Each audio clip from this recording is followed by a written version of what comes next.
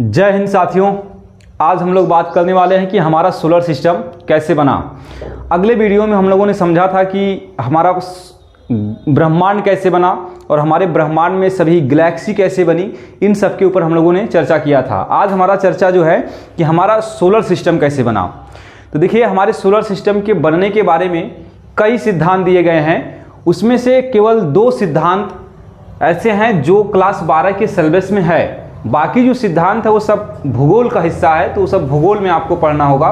बाकी यहाँ पे जो सिलेबस का हिस्सा है वो हम आपको आज बता रहे हैं। तो एक सिद्धांत देखिए, ये आपका दिया हुआ है जिसका नाम है नेबुलर हाइपोथेसिस, मतलब इसको हिंदी में कहा जाता है निहारिका परिकल्पना। तो निहारिका परिकल्पना एक सिद्धांत है। इस सिद्धांत में समझाया गया था कि हमारा सोलर सिस्टम कैसे बना है। तो आइए देखते हैं इसमें कौन दिया था। एक साइंटिस्ट थे जिनका नाम था कांट और लाप्लास। ठीक, ये जो कांट और लाप्लास नामक 2 वैज्ञानिक थे, इन्हीं दोनों वैज्ञानिकों ने मिल करके सबसे पहले दिया था नेबुलर हाइपोथेसिस, निहारिका परिकल्पना को, कि हमारा सोलर सिस्टम कैसे बना।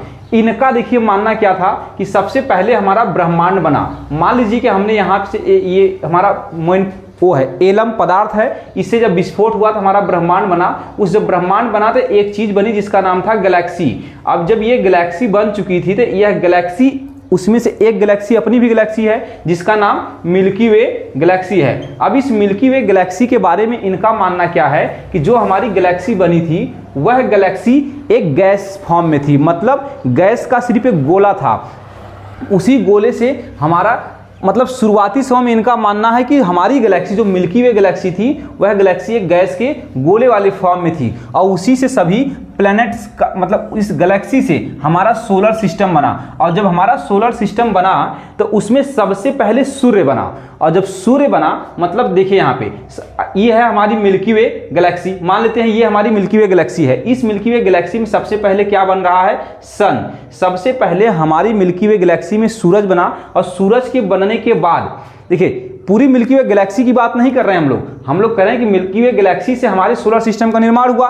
तो सोलर सिस्टम के निर्माण होने के पहले हमारा सूरज बना था और सूरज जब बन गया तो सूरज के अंदर गति हो रही थी, अपना ये घूम रहा था और इसके घूमने की वजह से जितने इसके भारी तत्व थे इसके अंदर रह गए। इसके अगल बगल जो बाउंड्री के जो तत्व था, जो अगल बगल का था, वो सभी तत्व इससे अलग हो गए और जब इससे अलग हुए तो सभी प्लैनेट्स का निर्माण हो गया। इसमें सभी प्लैनेट्स हैं। देखिए, लगभग प्लैनेट्स की संख्या हमने 9 बताया था, 9 में से -1 हो गया है। तो मतलब इस समय क्या हो रहा है कि टोटल 8 ही प्लैनेट्स माने जाते हैं।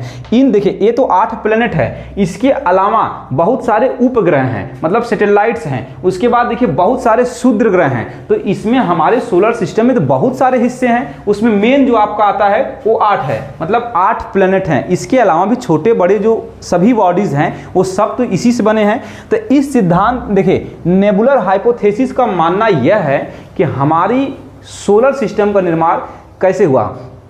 इस सिद्धांत के सबसे पहले ब्रह्मांड बना और उस ब्रह्मांड में सबसे पहले हमारी गैलेक्सी बनी। और जब गैलेक्सी बना तो उस गैलेक्सी में के बनने के बाद हमारे सूर्य का निर्माण हुआ और सूर्य के निर्माण होने के बाद सूर्य से ही सभी ग्रहों का निर्माण हुआ है, ऐसा मानना है हमारे नेबुलर हाइपोथेसिस का। तो ये बस इतना ही आपके सिलेबस में है, बस इसको इतना ही याद रखिए। इसके बाद देखिए हमारा सोलर सिस्टम कैसे बना उसके बारे में एक दूसरा भी सिद्धांत दिया गया है। वो देखिए है आपका मॉडर्न हाइपोथेसिस। इसको हम लोग हिंदी में कहते हैं, इसका हिंदी है आधुनिक परिकल्पना। तो आधुनिक परिकल्पना देने वाले जो वैज्ञानिक थे वाइजेकर एक वैज्ञानिक थे, और दूसरा थे आल्फेन, और एक तीसरे वैज्ञानिक है आर्हेनियस।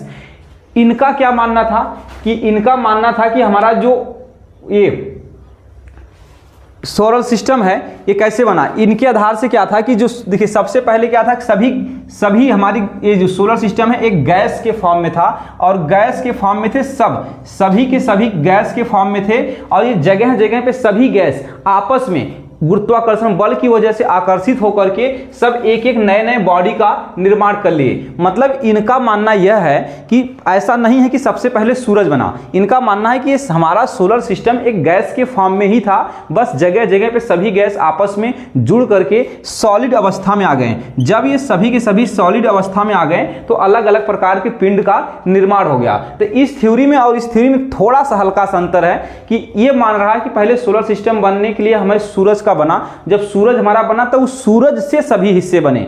इसका मानना है कि नहीं, ऐसा कुछ नहीं हुआ था। जो हमारा सोलर सिस्टम का हिस्सा था वो सोलर सिस्टम ही पूरा एक गैस के फॉर्म में था। उस गैस के जो हिस्से थे वो गुरुत्वाकर्षण बल की वजह से सब आपस में आकर्षित होकर के सॉलिड अवस्था में आ गए। जब सॉलिड अवस्था में आ गए तो इससे धीरे धीरे सभी ग्रहों का और सभी, मतलब तारा तो एक ही है, तारे का और सभी ग्रह और सभी उपग्रह और जो शुद्ध ग्रह हैं उन सब का निर्माण हो गया। तो इसमें यह मानना है कि सबसे पहले सूरज नहीं बना बल्कि सब लोग साथ में बन रहे हैं, सब जगह जगह पे अपने आप बन रहे हैं। ऐसा नहीं कह सकते हैं कि सूरज के हिस्से सभी हैं, उस सिद्धांत में सूरज के सभी हिस्से हैं, लेकिन यहाँ पे ऐसा कुछ नहीं है, यहाँ पे सब अलग अलग बन रहे हैं एक दूसरे से। तो ये दोनों सिद्धांत आज मैं आपको समझा दिया हूँ। मॉडर्न हाइपोथेसिस क्या है, इसमें दो ही बस बात इतना इंपॉर्टेंट है, बस याद रखिए कि मॉडर्न हाइपोथेसिस को दिया किसने है। बस ये 3 साइंटिस्ट थे, इन तीनों साइंटिस्ट का मानना ऐसा था कि भाई इस तरह से हमारा सोलर सिस्टम बना है। और इधर देखिए 2 साइंटिस्ट थे, कांट और लाप्लास। इस कांट और लाप्लास के आधार से पहले हमारा